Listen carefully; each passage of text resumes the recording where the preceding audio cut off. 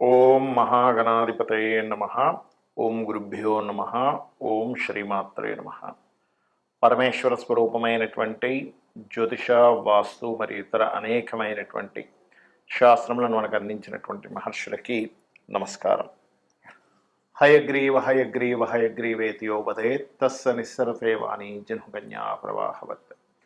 అరుణాం కరుణాతరంగితాక్షీం ధృతపాశాంకుశపుష్పబాణచాపాం అనిమాదిభిరావృతాం మయూకైః అహమిత్యేవ విభావయే భవానీం. శ్రీమాత్రే నమః. ప్రేక్షకులకి ఆ లలితాంబిక అమ్మవారి యొక్క అనుగ్రహం పరిపూర్ణంగా కలగాలని మనస్ఫూర్తిగా కోరుకుంటూ మనం ఈరోజు చెప్పుకోబోయే టాపిక్ ఏమిటంటే, ప్రతి సంవత్సరము మారుతున్నప్పుడల్లా ప్రతి ఒక్కరికి కూడా ఒక ఆశ. ఈ కొత్త సంవత్సరం వస్తుంది, 2025 వస్తుంది, లేదా 2026 వస్తుంది, ఇప్పుడైనా నా జీవితం ఏమైనా మారుతుందా? ఆంగ్ల సంవత్సరం వదిలిపెట్టిన తర్వాత ఉగాది నుంచి నా జీవితం ఏమైనా మారుతుందా అని ఎదురు చూస్తూ ఉంటారు. ఇక్కడ రెండు విషయాలు గుర్తుపెట్టుకోండి. మనము ఎక్కడికైనా వెళ్ళాలంటే మనం ప్రయాణం చేయాలి. మనం ప్రయాణం చేస్తే వచ్చేవి కొన్ని ఉంటాయి, మనం ఒక దగ్గర ఉన్నా కూడా కాలం కొద్దీ మారేవి కొన్ని ఉంటాయి. కాలంలో మరి జరిగేటువంటి మార్పుల ద్వారా మన జీవితాలు కొంత మారుతూ ఉంటే, మనం చేసే ప్రయాణం ద్వారా, మనం తీసుకునే నిర్ణయాల ద్వారా, మనం ఉపాసించేటువంటి దేవతా స్వరూపాల ద్వారా, మన ఆలోచన విధానం ద్వారా కొంత మారుతూ ఉంటుంది.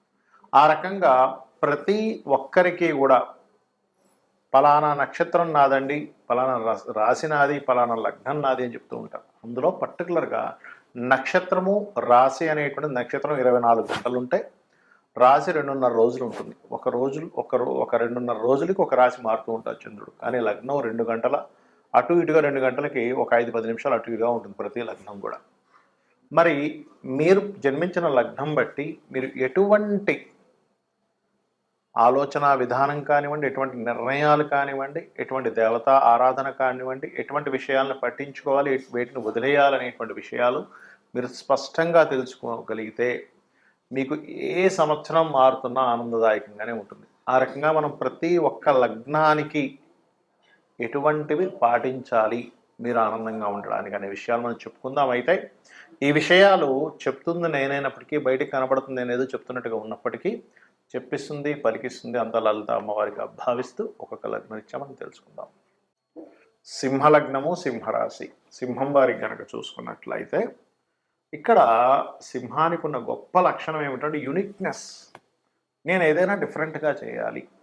అందరిలో కూడా వీళ్ళు వెళ్ళేసరికి అందరికీ ఉండేటువంటి ఆకర్షణకి వీళ్ళకు ఉండే సంథింగ్ స్పెషల్ ఇది ఉంటుంది. ఇది కేవలం సింహం వారికి అనే కాదు, ఎవరికైతే రవి బాగుంటాడో వాళ్ళు అందరిలో కొంత హైలైట్ అవుతూ ఉంటారు. ఎవరికైతే లగ్నాధిపతి రవితో కలిసి ఉంటాడో, అలా అస్తంగత దోషంలోకి వెళ్ళిపోయి కలవడం కాదు, అస్తంగత దోషం లేకుండా దగ్గరగా ఉండడు. లేదా రవి రాసుల్లో ఉంటాడు, లేకపోతే ఏదైనా మంచి శుభగ్రహాలతో కనెక్ట్ అయి ఉంటాడో లగ్నాధిపతి, వాళ్ళకు కూడా ఒక 10 మందిలో వీళ్ళు ఒక హైలైట్ అవుతుంటారు, 100 మందిలో వీళ్ళు హైలైట్ అవుతూ ఉంటారు. ఆ లక్షణాలు ఉంటాయి. అయితే సింహలగ్నానికి ఉండే గొప్ప లక్షణం ఏమిటి అంటే, వీళ్ళకి లిక్నెస్ కానివ్వండి, డిఫరెంట్గా వీళ్ళు కనబడడం కానివ్వండి, లుక్ వైజ్గా కానివ్వండి, ఆలోచన విధానంలో కానివ్వండి, ఒక డిఫరెంట్ ఇది మాత్రం వీళ్ళకు ఉంటుంది. అది గొప్ప. అంటే ఇందులో ఎందుకు పుడతాడు వ్యక్తి, లేదా ఇందాక నేను చెప్పిన కాంబినేషన్ ఎందుకు పుడతాడు అంటే, పూర్వజన్మల్లో ఒక వ్యక్తికి నువ్వు ఇచ్చే మర్యాద ఇస్తున్నప్పుడు నిన్ను మర్యాదించే వాళ్ళ సంఖ్య పెరిగేలాగా, అంటే అలాంటి దీంట్లో నువ్వు పుడతావు అనమాట, దాని అర్థం జ్యోతిషాస్త్రం. అయితే ఇక్కడ మీకు పూర్వజన్మ కర్మ, ముఖ్యంగా మకర రాశిలో ఉండే గ్రహాలు, అదేవిధంగా 2 రాశులు తీసుకోవాలి. ఇక్కడ మిథునంలో ఉండేటువంటి గ్రహాలు, అంటే మకర కుంభాల్లో ఏ గ్రహాలు ఉన్నాయి, మిథున కన్యల్లో ఏ గ్రహాలు ఉన్నాయి చూసుకొని, గ్రహాలు ఉంటే గ్రహం లేదు అంటే నువ్వులు ఒకటి, పెసలు ఒకటి ఎక్కువగా దానంగా ఇస్తూ ఉండాలి. ఎంత మీరు దానంగా ఇస్తూ ఉంటే నువ్వులు పెసలు అంత చక్కగా మీకు దోషం తగ్గుతుంది. దీంతో పాటు శని రాశులైనటువంటి మకర కుంభాల్లోని, బుధరాశులైనటువంటి మిథున కన్యా రాశుల్లో మీరు ఎప్పుడైతే దానం అక్కడ ఏ గ్రహాలు ఉన్నాయో చూసుకుని వాటికి ఇస్తూ ఉంటే, పూర్వజన్మ కర్మ అనేటువంటిది ఎప్పుడైతే మీకు తగ్గుతుందో మీరు అన్ని విధాలా మీరు గ్రో అవుతారంటే, ఫైనాన్షియల్గా కానివ్వండి, అప్పులు తీరడం వల్ల రోగం రాకపోవడం కానివ్వండి, రుణం ఎప్పుడైతే తీరిపోతుందో రుణరోగ శత్రుస్థానం తగ్గిపోయింది కాదు, కానీ రుణాలు, రోగాలు, శత్రుత్వాలు తగ్గుతాయి. మరి దీంతో పాటు మంత్రం ఏమి చేసుకోవాలి, గురు మంత్రాన్ని, ఏదైనా గురువు గారి దగ్గర గురు మంత్రం తీసుకోవడం, లేదా జయ గురుదత్త, శ్రీ గురుదత్త అనే నామస్మరణ చేయండి. అదేవిధంగా దక్షిణామూర్తి స్తోత్ర పఠనం చేయండి, సరిపోతుంది. ఇవి కనుక చేసినట్లయితే అన్ని విధాలా మీకు బాగుంటుంది. ఇక్కడ ఏ గ్రహం అంటే ఏ దానము, ఇక్కడ దానాలు 2 రకాలుగా ఉంటాయి. చాలామంది అడుగుతుంటారు, ఏమండి మేము ఆలయంలో పురోహితుడికే ఇవ్వాలా, పేదవాళ్ళకి కూడా ఇవ్వచ్చా? ఖచ్చితంగా ఇవ్వచ్చు. కాకపోతే దాని ఫలితంలో మార్పు ఉంటుంది. అంటే ఎలా అంటే, చిన్న ఎగ్జాంపుల్ చెప్తాను చూడండి. మీరు మీ దగ్గర కొంత ధనం ఉంది ఉదాహరణకి, ఆ ధనాన్ని తీసుకెళ్ళి మీ అకౌంట్లో వేయడం ఒక ఎత్తు, అది మీ అకౌంట్లో జమ అవుతుంది. ఆ ధనాన్ని తీసుకెళ్ళి మీ యొక్క అప్పు తీర్చడం మీ ధనమే, కానీ ఇక్కడ ఎవరికి ఇస్తున్నారు? మీ యొక్క క్రెడిట్ కార్డు వాడికి ఇస్తున్నాడు, క్రెడిట్ లైన్ తగ్గుతుంది. ఇక్కడేమో మీరు జమ చేసుకుంటున్నారు బ్యాంకులో.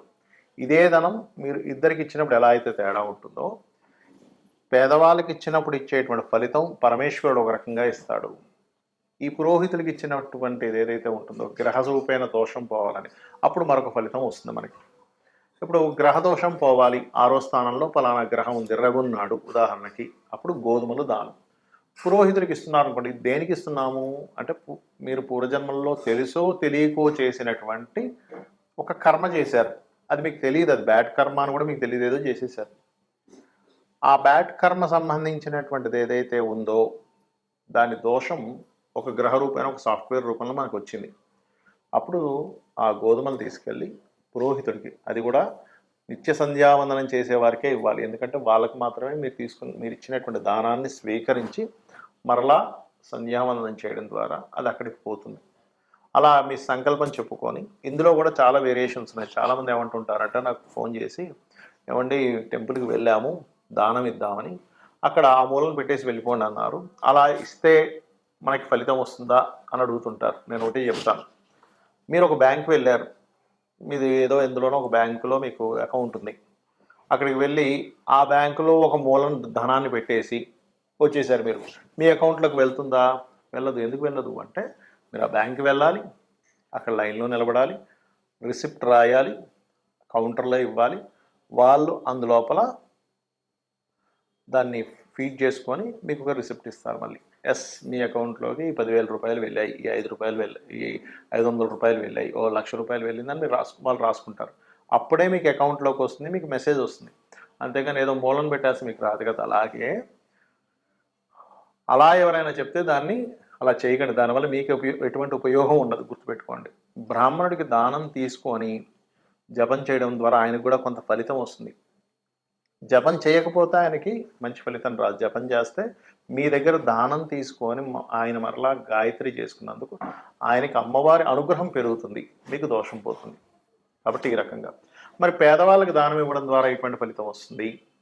ఇది పుణ్యాన్ని పెంచుతుంది. అంటే ఇదేంటి, అకౌంట్లో బ్యాలెన్స్ వేయడం లాంటిది. అంటే నెక్స్ట్ జన్మకి మీకు ఒక పుణ్యం పెరుగుతుంది పేదవాడికి ఇచ్చినందుకు. అందుకే కదండి మానవ సేవే మాధవ సేవ అంటూ ఉంటారు. అంటే ఎవరికో పాపం ఆకలితో ఉన్నాడు ఒక వ్యక్తి, తీసుకెళ్ళి భోజనం పెట్టించడం, లేదు ఒక పేదవాడు వాళ్ళ పిల్లలకి స్కూల్ ఫీజులు కట్టలేకపోతున్నాడు, ఇవి 2,000 తీసుకెళ్ళి ఫీజు కట్టేసి అనడం. అంటే నిజంగా అందులో మళ్ళీ అపాత్ర దానం అంటారు. అంటే ఆల్రెడీ బాగా కడుపు నిండున్నవాడికి వాడికి తీసుకెళ్ళి అన్నదానం పెడితే మీకు ఎటువంటి ఫలితం రాదు, గుర్తుపెట్టుకోండి. కాబట్టి అపాత్ర దానం చేయకుండా నిజంగా ఇబ్బంది పడుతున్నారు, పాపం వాళ్ళకి వేరే స్కోప్ లేదు, అటువంటి వారికి ఒక వస్త్రం ఇచ్చాం, అది ఖచ్చితంగా మీకు ఆ పరమాత్మ మీకు వచ్చే జన్మల్లో ఇది పుణ్యంగా మారుతుంది, ఇది గుర్తుపెట్టుకోండి. వీటితో పాటు పితృదేవత ఆరాధన. చాలామంది అంటుంటారు, ఏమండి మాకు లేదండి, మా మా ఇంట్లో సాంప్రదాయం లేకపోవడం ఏంటి, తల్లికి తండ్రికి తాతలకి మీరు పెట్టడానికి. కాబట్టి అలాంటివి ఏమి కదా, అందరికీ ఉంటుంది పితృదేవత ఆరాధన అనేటువంటిది. అది మొట్టమొదటిగా మీరు భావించాలి. అలాగే ఒక్కొక్క గ్రహానికి ఒక్కొక్క దానం అని చెప్పి ఇందాకన్నాను. దానికి పర్టికులర్గా మీకు రవికి అయితే గోధుమలు, ఎరుపు రంగు వస్త్రము లేదా ఆరెంజ్ కలర్ వస్త్రము. చంద్రుడికైతే స్వచ్ఛమైనటువంటి బియ్యం. మీరు ఎప్పుడు ఏ దానం ఇస్తున్నా కానీ అది మీరు తినడానికి ఎంత శుభ్రమైనటువంటిది తెచ్చుకుంటారో అంత శుభ్రమైనటువంటిదే ఇవ్వాలి. ఎందుకంటే మీరు ఇచ్చే పదార్థాన్ని బట్టి ఫలితం ఉంటుంది. కాబట్టి చంద్రుడైతే బియ్యము. కుజగ్రహ సంబంధించిన దోషం ఉంది, కందులు, ఎరుపు రంగు వస్త్రము. బుధగ్రహానికి సంబంధించినటువంటి బలాన్ని పెంచుకుందాం అనుకుంటున్నారు, దోషం తగ్గించుకుందాం అనుకుంటున్నారు, పెసలు దానంగా ఇవ్వాలి. గురుగ్రహానికి శనగలు, పసుపు రంగు వస్త్రము. అదేవిధంగా శుక్రగ్రహానికి బొబ్బర్లు, తెలుపు రంగు వస్త్రము. అదేవిధంగా శనికి నువ్వులు, నీలం రంగు వస్త్రము. కొంతమంది నల్ల నువ్వులు వద్దు తెల్ల నువ్వులు అంటున్నారండి, కొంతమంది నల్ల నువ్వులు ఇవ్వాలంటున్నారంటే ఒకటి గుర్తుపెట్టుకొని నువ్వులు ఇవ్వాలి. అయితే తెల్ల నువ్వులు ఎందుకు ప్రిఫర్ చేస్తామంటే వాళ్ళు తినడానికి యోగ్యవంతంగా ఉన్న నల్ల నువ్వులు అయితే అలాగ తినలేరు కదా, అది ఎక్కువగా వేస్టేజ్ అయిపోతుంది అనేటువంటి భావనతో తెల్ల నువ్వులు ఇవ్వాలని చెప్తూ ఉంటాం. అదేవిధంగా రాహువుకైతే మినుములు, కేతువుకైతే ఉలవలు దానంగా ఇవ్వండి. ఈ దానం ఇచ్చేటప్పుడు కూడా నాకేదో డబ్బులు ఉన్నాయి కాబట్టి ఏదో ఇంకా ఈ కార్యక్రమాన్ని చేయాలి కాబట్టి ఇస్తున్నాం అనే భావనతో ఇచ్చారంటే 1% కూడా మీకు ఫలితం రాదు. తీసుకునే వ్యక్తి కూడా అబ్బాబా ఇదేదో నాకు ఇదంతా ఈ దోషాన్నంతా నాకు అంటగడుతున్నాడు అనే భావంతో తీసుకున్నా కూడా అక్కడ సరిగా ఫలించదు. అంటే ఇచ్చేవాడికి ఫలించదని కాదు, తీసుకునే వ్యక్తికి అది సరైనటువంటి ధర్మాన్ని పాటించనట్టుగా అర్థం దాని అర్థం. కాబట్టి మీరు ఈశ్వర స్వరూపంగా భావిస్తూ ఆ యొక్క పురోహితుడికి కానివ్వండి, పేదవాడికైనా సరే ఈశ్వర స్వరూపంగా భావిస్తూనే మీరు ఆ దానాన్ని ఇవ్వాలి. రెండవది, చక్కగా మంత్రం చదివి మీరు ఇస్తున్నప్పుడు తీసుకునే వ్యక్తి కూడా నాకు చాలా గొప్ప పనిని ఆ ఈశ్వరుడు నాకు చూపించాడు, ఆ ఈశ్వరుడు నాకు ఈ పని చేయమని చెప్పాడు అనే భావంతో తీసుకొని చక్కగా గాయత్రి చేసుకోవాలి. మరొక విషయం ఏంటంటే, నిత్యము అంటే ఎటువంటి గ్రహస్థితి ఉన్నా గుర్తుపెట్టుకోండి. మీకు జాతక చక్రం తెలియదండి, నాకు ఏంటో పరిస్థితి అర్థం కావట్లేదు, నాకు ఏ దశ నడుస్తుందో, ఏలినాటి శని నడుస్తుందో, కేతువో రాహు అర్థం కావట్లేదు అనుకునేవారు ఒకటే చెప్తానండి. నిత్యము ఉదయము సాయంత్రము దీపారాధన చేయండి, పంచోపచార పూజ చేయండి. గంధం, పుష్పం, ధూపం, దీపం, నైవేద్యం. నైవేద్యం మీరు ఏదైనా పెట్టచ్చు, ఇదే పెట్టాలి ఇదే అడుగుతుంది అమ్మవారు అనేటువంటిది లేదు. ఫలాపేక్ష రహితంగా పత్రమైనను, పుష్పమైనను, ఫలమైనను, ఉదకమైనను ఎవరైతే ప్రీతితో నాకు సమర్పిస్తున్నారో, ఫలాపేక్ష రహితంగా నాకు ఎవరైతే సమర్పిస్తున్నారో వాటిని నేను ప్రీతిగా స్వీకరిస్తున్నాను అని చెప్తాడు పరమాత్మ. కాబట్టి ఇది చేస్తూ నిత్యము వీలున్నన్ని సార్లు, వీలైతే శనివారాలు ఆదివారాలు మీకు సెలవు ఉన్నప్పుడైనా గోశాలకు వెళ్ళండి. ఒక్క దేవతా ఆలయం మీకు చుట్టుపక్కల ఏదైతే ఉంటుందో, మీ ఇంటికి దగ్గరలో ఏది ఉంటుందో ఆలయానికి ఒక్కసారి అలా వెళ్ళి ఒక ప్రదక్షిణం చేసుకొని చక్కగా దేవుణ్ణి స్మరణ చేసుకొని ఒక 2 నిమిషాలు కూర్చొని వచ్చేసేయండి చాలు. ఇవి గనక మీరు చేయగలిగారు 100% మీకు ఏ ఇంగ్లీష్ సంవత్సరం మారుతున్నా, లేదా ఇప్పుడు ఈ సంవత్సరం అండి, ఇప్పుడు తెలుగు సంవత్సరం ఇది మారింది, ఈ సంవత్సరం ఎలా ఉంటుంది, ఇవేమీ మీరు భయపడాల్సిన పని లేదు. 100% సర్వదేవతల యొక్క అనుగ్రహము మరియు నవగ్రహాల యొక్క అనుగ్రహము, ఆ లలితాంబిక అమ్మవారి యొక్క అనుగ్రహం మీకు ఉంటుంది, కలగాలని మరోసారి మనస్ఫూర్తి కోరుకుంటూ శ్రీమాత్రే నమః.